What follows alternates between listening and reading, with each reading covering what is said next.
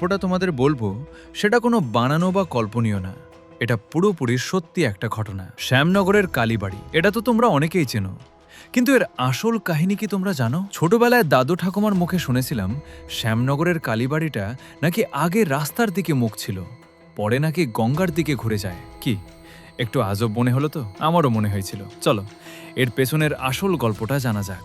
1809 খ্রিস্টাব্দে কলকাতার পাথুরিয়াঘাটার জমিদার গোপীমোহন ঠাকুর এই জাগ্রত মন্দিরটি প্রতিষ্ঠা করেন।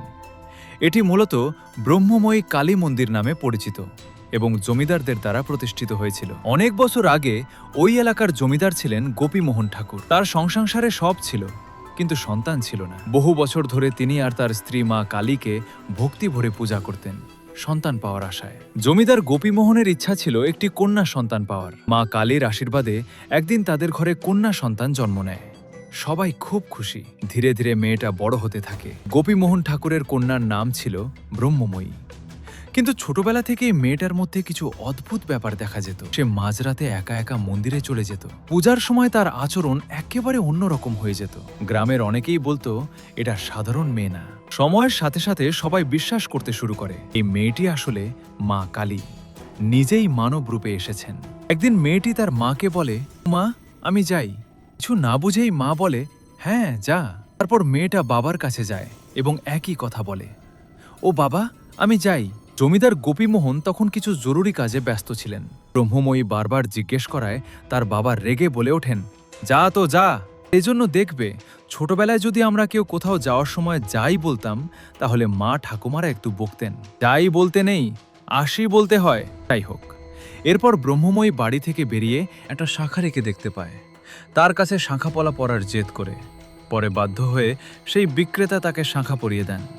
ব্রহ্মময়ী সেই বিক্রেতাকে বলেন, আমার ঘরের টেবিলের নিচে একটা বাক্সে সোনার কয়েন আছে, ওটা আপনি নিয়ে নেবেন। সেই কথা মতো শাঁখারি রাজবাড়িতে গিয়ে টাকা চাইলে সবাই অবাক, কারণ তাদের মেয়ে তো তখন ঘরেই নেই, আর তাদের মেয়ে তো এখনো বিয়ে করেনি, তবে সে কেন শাঁখাপলা পরবে? পরে শাঁখারিকে জমিদার প্রশ্ন করলে শাঁখারি বলেন, আপনার মেয়েই বলেছে আপনার মেয়ের ঘরে একটা বাক্সে কয়েন আছে। পরে তারা গিয়ে দেখে সত্যি সেখানে সোনার কয়েন রাখা ছিল।